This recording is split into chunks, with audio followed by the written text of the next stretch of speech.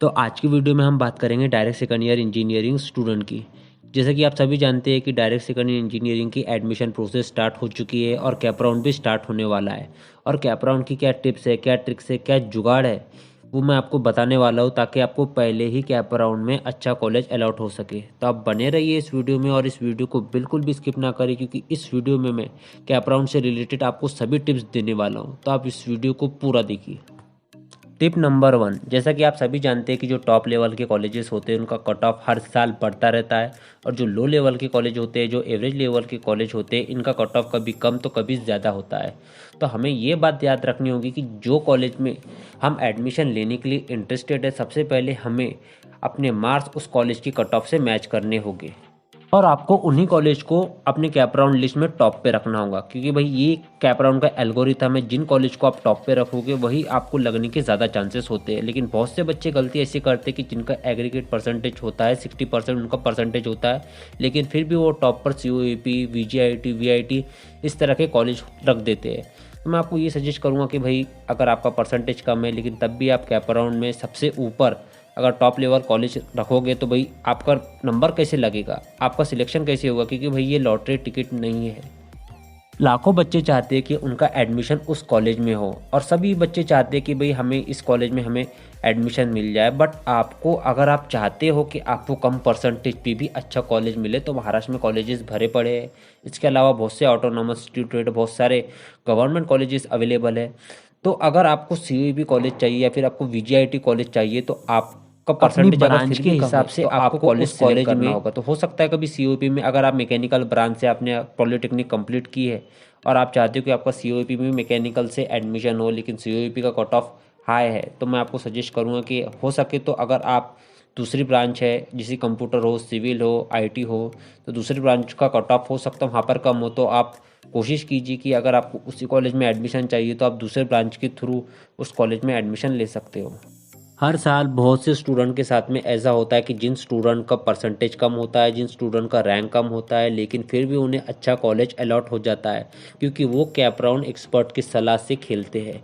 वो सोच समझ के कैप राउंड में नाम लिस्ट अरेंज करते हैं ताकि उन्हें अच्छा कॉलेज मिल सके। आप अपने कट ऑफ के हिसाब से ही, अपने मार्क्स के हिसाब से ही कैप राउंड खेलिए, क्योंकि कैप राउंड का एल्गोरिथम है। अगर आप टॉप पर ही हाई लेवल का कॉलेज डाल दोगे तो जो आपने उसके नीचे जो मीडियम लेवल के कॉलेज है, तो वहाँ पर भी आपके चांसेस कम हो जाते कि आपको ये कॉलेज अलॉट हो। तो इसीलिए मैं आपको सजेस्ट करूँगा कि आपका परसेंटेज जिस कॉलेज से मिलता है, जिस कॉलेज की कट ऑफ से वो मैच होता है, तो आपको उसी कॉलेज को टॉप पे रखना होगा। अदरवाइज़ अगर आप ये गलती करोगे कि आप टॉप कॉलेज को, जिससे आपका कट ऑफ नहीं मिलता, जिससे आपकी परसेंटेज नहीं मिलते, अगर आप उसको टॉप पे रखोगे तो आपका सिलेक्शन नहीं हो पाएगा। महाराष्ट्र में बहुत सारे कॉलेज के नाम सेम होते हैं। लगभग इंडिया में भी अगर आप इंटरनेट पे भी सर्च करोगे तो बहुत से कॉलेजेस के नाम सेम होते हैं। और अक्सर बहुत से स्टूडेंट के साथ में ये होता है कि जब हम कैप राउंड में बैठते हैं तो हमें गड़बड़ में, हमसे कन्फ्यूजन में, हमसे ये गलतियाँ हो जाती है कि हम सेलेक्ट कोई और करना चाहते हैं और सेलेक्ट कोई और कॉलेज हो जाता है। For example college of engineering Poona, आप देख सकते हो COEP, और कॉलेज ऑफ इंजीनियरिंग फुसत, COEP। और ये प्रॉब्लम आपके साथ ना हो, तो इसीलिए आपको कॉलेज के इंस्टीट्यूट कोड याद रखने होंगे। जब भी आप कॉलेज की लिस्ट बनाओगे, एक अपने कट ऑफ के लिए, अपने कैप राउंड के लिए जब लिस्ट तैयार करोगे, तो कॉलेज के नेम के साइड में आपको इंस्टीट्यूट कोड याद रखने होंगे। इंस्टीट्यूट कोड को आपको लिख ही लीजिए मेरे हिसाब से। कैप राउंड में इंस्टीट्यूट कोड के हिसाब से ही आप कॉलेजेस को सिलेक्ट कीजिए। अदरवाइज अगर आप इस तरह से स्पेलिंग के हिसाब से या फिर एल्गोरिथम के हिसाब से अगर आप चलोगे तो आपसे गलतियां हो सकती है। तो इसीलिए मैं आपको सजेस्ट करूंगा कि आप इंस्टीट्यूट कोड के हिसाब से ही कॉलेज को एंटर कीजिए कैप राउंड में। Tip number 3, direct second year engineering cap round में आप 300 से भी ज़्यादा कॉलेज सिलेक्ट कर सकते हो। ये रूल है। आप चाहे तो उसमें एक कॉलेज भी सिलेक्ट कर सकते हो, और अगर आप चाहो तो उसमें 300 से भी ज़्यादा कॉलेज सिलेक्ट कर सकते हो। लेकिन यहाँ बहुत से स्टूडेंट कुछ ऐसी गलतियाँ कर बैठते हैं कि उन्हें इतना खुद पर कॉन्फिडेंस होता है कि हमारा इस कॉलेज में सिलेक्शन हो जाएगा, तो वो कैप राउंड में सिर्फ एक ही कॉलेज सिलेक्ट करते हैं। और जो प्रोविजनल एडमिशन वाले हो, चाहे वो मैनेजमेंट से एडमिशन लेने वाले हो, उनकी कॉलेज से पहली बात हो चुकी होती है, तो वो भी ये गलतियाँ करते हैं कि पहले राउंड में वो एक ही कॉलेज सिलेक्ट करते हैं। और उनका कभी कभी ऐसा हो जाता है कि उनका पहले राउंड में सिलेक्शन नहीं होता और उनका पहला कैप राउंड 1 वेस्ट चला जाता है। तो मैं ये आपको सजेस्ट नहीं करूँगा कि आपका पहला कैप राउंड इस तरह से वेस्ट जाए। आप चाहो तो उसमें मिनिमम 30 कॉलेज भी आप एंटर कर सकते हो। मैं आपको इतना सजेस्ट करूँगा कि आप कम से कम उसमें 30 कॉलेज आप एंटर करो। खास करके उन बच्चों को मैं कह रहा हूँ जिनका परसेंटेज 50 से कम है, 60 से कम है या फिर 70 से कम है। अगर आपका परसेंटेज कम है तो आप 30 से 50 कॉलेज उसमें एंटर कीजिए, क्योंकि इस साल बहुत से बच्चे पास आउट हो चुके हैं ऑनलाइन एग्ज़ाम होने की वजह से, और बहुत से कॉलेजेस में सीट कम है। तो आपके साथ ऐसा ना हो, इसलिए मैं आपको सजेस्ट करूँगा कि आप एटलीस्ट कैप राउंड 1 में 30 से 50 कॉलेज आप एंटर कीजिए।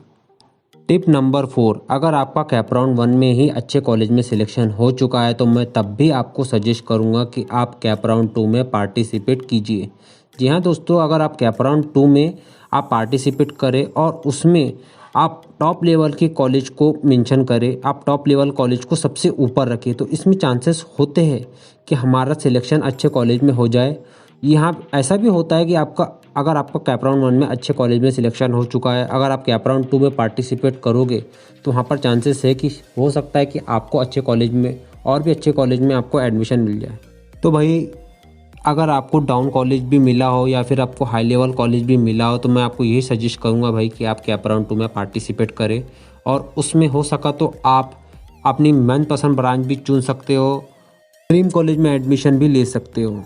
और जैसा कि मैंने आपको टिप नंबर 1 में बताया है कि जिन कॉलेज की कट ऑफ से आपका परसेंटेज मिलता है, आपको उन्हीं कॉलेज को ऊपर रखना है, आपको उन्हीं कॉलेज को टॉप पे रखना है, तभी आपका सिलेक्शन अच्छे कॉलेज में हो पाएगा। अदरवाइज़ अगर आप ये गलती करोगे कि आप टॉप लेवल कॉलेजेस को, हाई लेवल कॉलेजेस को सबसे ऊपर रख दोगे, जिनसे आपका मार्क्स, आपके परसेंटेज बिल्कुल भी नहीं मिलते, तो आपका सिलेक्शन नहीं हो पाएगा। तो आप ये गलती बिल्कुल भी मत ना करें, और मेरी बात मानिए कि आप उन्हीं कॉलेज को ऊपर रखें जिनसे आपके परसेंटेज, आपके मार्क्स मिलते हैं।